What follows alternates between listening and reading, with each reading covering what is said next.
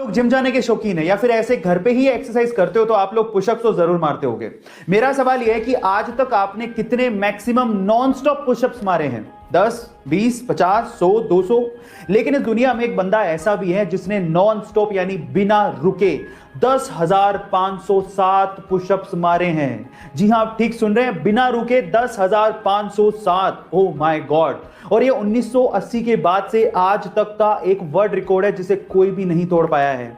वो बंदा जापान का है जिनका नाम है मिनोरू योशिदा।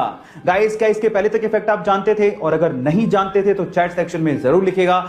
गाइस, क्या आपने कभी गौर किया है कि जब हम लोग किसी शोरूम या मॉल में जाते हैं तो वो लोग जब हम वहां से सामान खरीदते हैं तो कैरी बैग तक का पैसा ले लेते हैं, लेकिन जब आप किसी ठेले वाले से सब्जी खरीदते हैं तो वो इतना दिलदार होता है कि वो आपको धनिया, मिर्ची ये सब तो फ्री में ही दे देता है।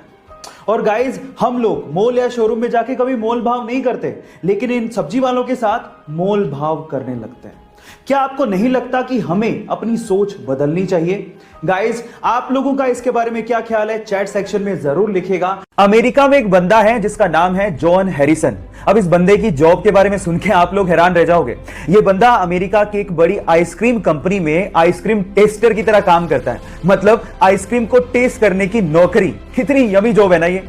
मैं आपको आपकी जानकारी के लिए बता देता हूं कि इनकी जीभ को इतना वैल्यूएबल माना गया है कि यही बंदा आइसक्रीम को टेस्ट करके बताता है कि कौन सी आइसक्रीम मार्केट में चलेगी और कौन सी आइसक्रीम मार्केट में नहीं चलेगी। इसी के चलते उनकी जीभ का 7 करोड़ रुपए का इंश्योरेंस तक करवाया गया है। ये वियर्ड सी जॉब के बारे में सुन के आपको कैसा लगा? चैट सेक्शन में लिखना मत भूलिएगा।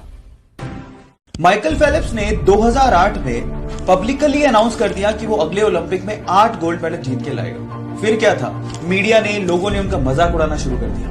लेकिन माइकल फेलिप्स ने इन्हीं लोगों की इन बातों को अपना मोटिवेशन बनाया और दिन में 12-12 घंटे स्विमिंग की प्रैक्टिस करने लगे। अचानक से एक एक्सीडेंट में उन्होंने अपना हाथ फ्रैक्चर कर लिया। डॉक्टर ने साफ मना कर दिया कि अगले ओलंपिक में आप पार्टिसिपेट नहीं कर सकते। लेकिन इसके पागलपन के आगे मुसीबतें कुछ नहीं थी। उसने पैरों से स्विमिंग करनी शुरू कर दी और फाइनली फिर क्या था, अगले ओलंपिक में एक वर्ल्ड रिकॉर्ड के साथ टोटल 8 गोल्ड मेडल उसने जीते।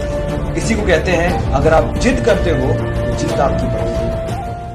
एक सुपर हीरो मूवी में हीरो के किरदार की बजाय अगर विलेन का किरदार आपके दिलो दिमाग पे छा जाए तो आप सोच लीजिएगा कि विलेन ने कितनी मेहनत की होगी।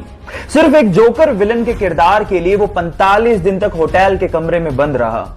इनफैक्ट उसने जोकर के मेकअप का डिजाइन भी खुद ने किया और एक मूवी के सीन में उसने हीरो को रियली उसे मारने को कहा ताकि सब कुछ रियल लगे।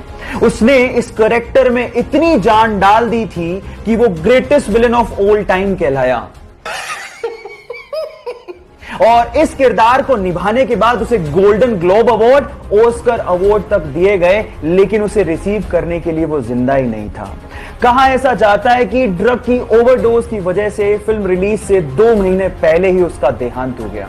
अगर आप उस सुपर एक्टर का नाम जान गए हो तो एक बार चैट सेक्शन में उसका नाम लिखना मत भूलिएगा।